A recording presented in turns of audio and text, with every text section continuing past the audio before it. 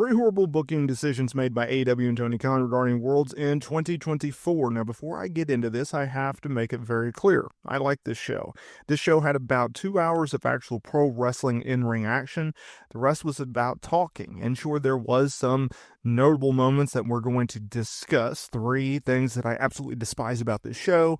I think you also have to highlight the positive. The positive that we did get Kenny Omega back, that we do have Adam Copeland back, the fact that they are building towards future events, the fact that they seemingly have figured out that, you know what, maybe we don't need to have marathon type pay-per-view events. Maybe we don't need to have 15 matches on the show when it goes 6.5 hours. Maybe we condense it. And I'm hopeful that that is the direction of this, because AEW puts on a fantastic PLE pay-per-view product in which not a lot of people, including WWE, can even come close to. But at the end of the day, there were some mistakes. Number 3, it was Powerhouse Hobbs not winning the International Championship from Takeshita.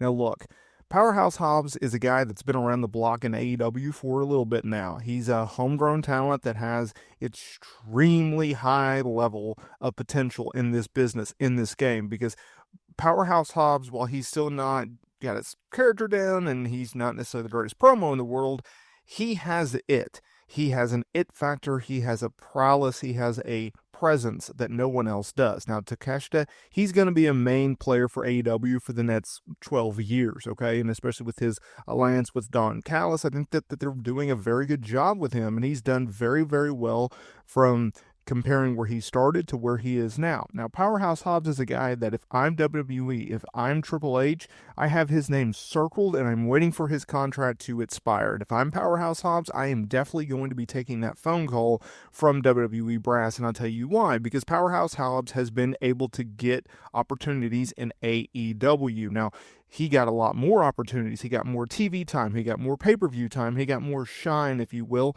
early on in his career. But he's one of those guys that's kind of fallen in the cracks within AEW, despite the fact that he's a young guy and he's different from what they have on the roster. When you have a unique guy that has charisma, you know what you do? You use him. But with AEW and Tony Khan, they opt not to use him. Instead, they use him as a utility player where they plug and play, and they use him when they need him here and there. And that's a problem if you're a talent like Powerhouse Hobbs, because if you look different from everyone else and you have a connection with the fan base, you might want to go with that guy. I think they should have put the championship on him, because Powerhouse Hobbs has not had a notable pay-per-view match, a noteworthy feud that's led to a pay-per-view match in quite some time.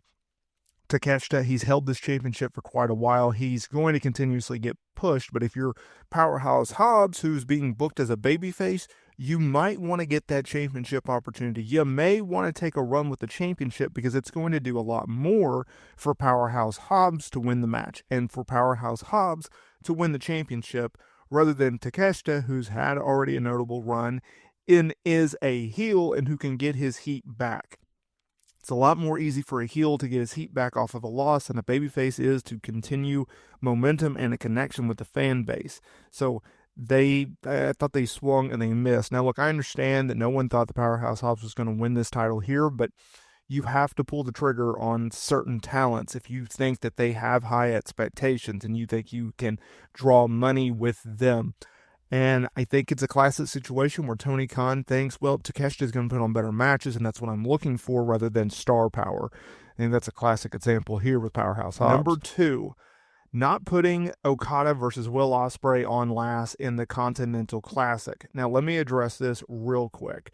We had 2 back-to-back returns. We had Okada going over Will Ospreay in the match of the night to win the Continental Classic for the second straight year.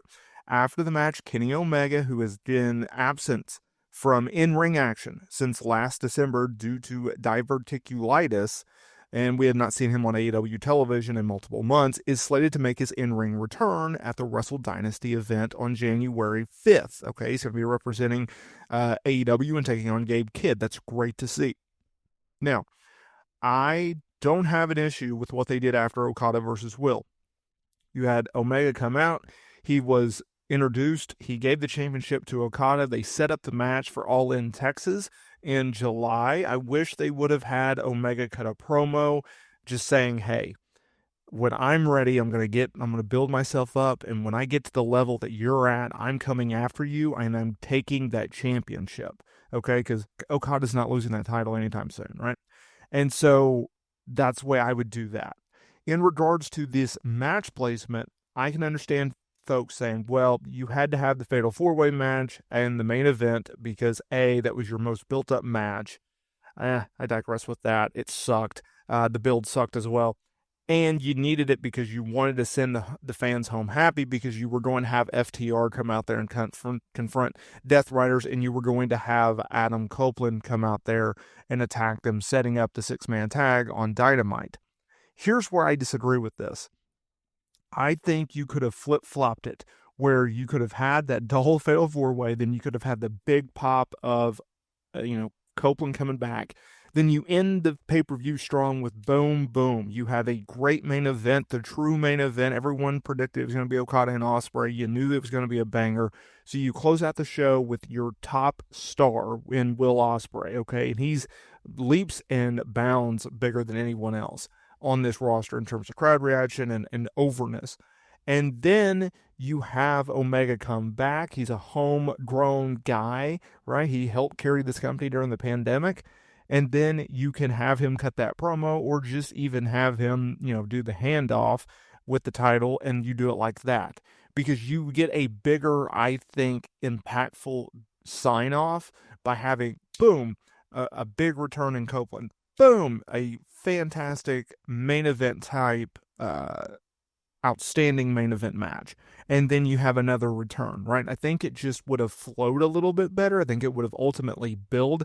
Now, look, I understand that Copeland is a bigger star than Omega. Don't get that twisted. I understand that. I'm just talking about from an AEW perspective.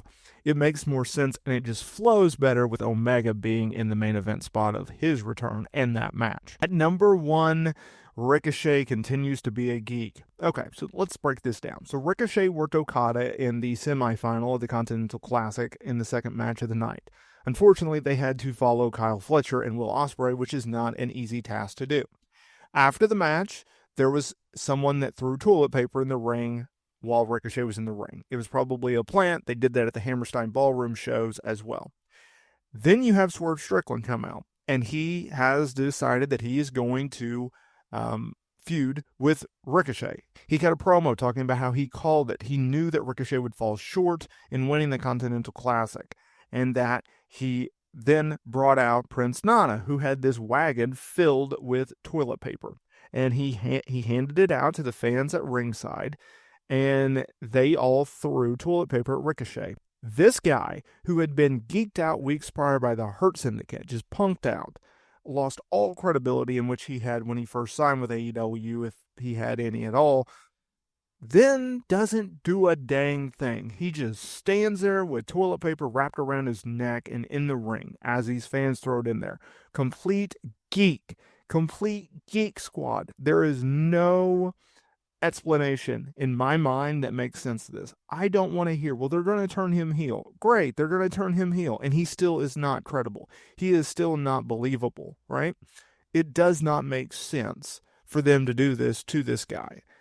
I like Ricochet. I think he's a really, really, really good in-ring talent. I don't think he's a very good promo. I think he has no character whatsoever.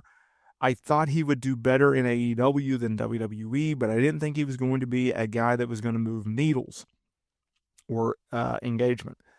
At the end of the day, they continuously bury this guy, and it's not even on purpose.